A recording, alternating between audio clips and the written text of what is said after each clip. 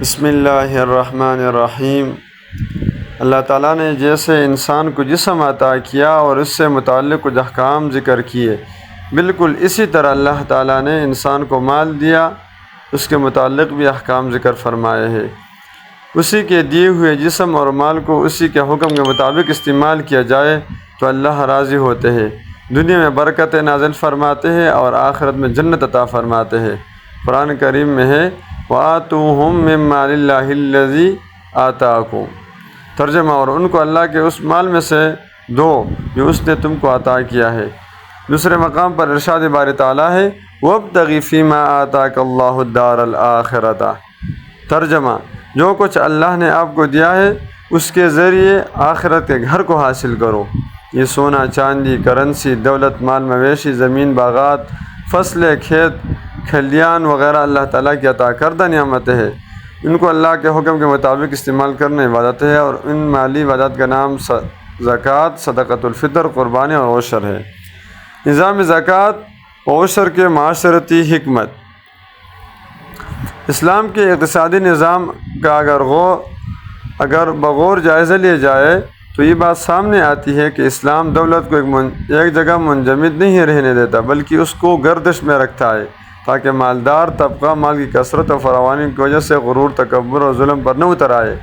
اسی طرح غریب بھی احساس کمزوری کے شکار ہو کر مایوسی اور جرائم کا مرتکب نہ ہو۔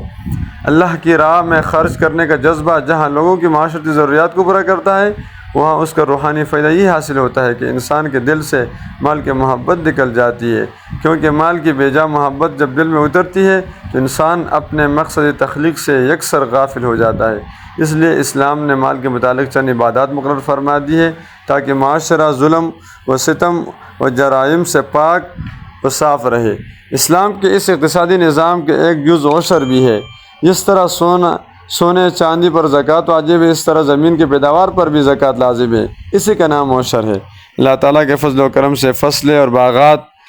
تقریباً ہمارے ہی ملک اور تمام دنیا کے اکثریت پر جو ہے وہ پکنے کو آتے ہیں، اس لیے عشر کے متعلق کچھ احکام، وجوب، مقدار، شرائط، عام احکام شریعت اور عشر میں فرق، مصارف اور چند متفرق مسائل انشاءاللہ العزیز ذکر کرتے ہیں۔ عشر کا وجوب۔ قرآن مجید میں اللہ تعالیٰ کا ارشاد ہے یا ایھا الذین آمنوا انفقوا من طیبات ما کسبتم ومما اخرجنا لکم من الارض، یا ایمان والو اپنی کمائی میں سے پاکیزہ چیزیں خرچ کرو اور اس پیداوار میں سے بھی جو ہم نے تمہارے لیے زمین سے پیدا کی ہے۔ ایک دوسرے مقام پر ارشاد باری تعالیٰ ہے وَآتُوا حَقَّهُ يَوْمَ حَصَادِهِ وَلَا تُسْرِفُوا إِنَّهُ لَا يُحِبُّ الْمُسْرِفِينَ،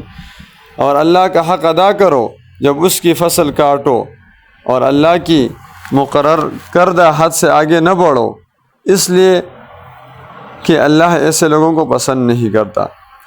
تو ان مذکورہ آیات میں فصل، باغات اور پھلوں کے جس کے حق کی ادائیگی کا حکم دیا گیا ہے، اس سے مراد عشر ہے۔ اب مقداری 10ویں اور 20ویں حصے کی تقسیم کے بارے میں عرض کرتے ہیں۔ حضرت عبداللہ بن عمر رضی اللہ تعالیٰ عنہما سے روایت ہے کہ نبی کریم صلی اللہ علیہ وآلہ وسلم نے ارشاد فرمایا جو کھیتی بارش کے پانی یا قدرتی چشمے کے پانی سے سیراب ہو یا خود بخود سیراب ہو، مثلا نہر وغیرہ کے کنارے پر واقع ہو جس کی وجہ سے پانی دینے میں محنت نہ کرنی پڑتی ہو اور نہ ہی پانی کے خرچ ادا کیا جاتا ہو، تو اس میں سے عشر 10واں حصہ لیا جائے۔ اور جس کھیتی میں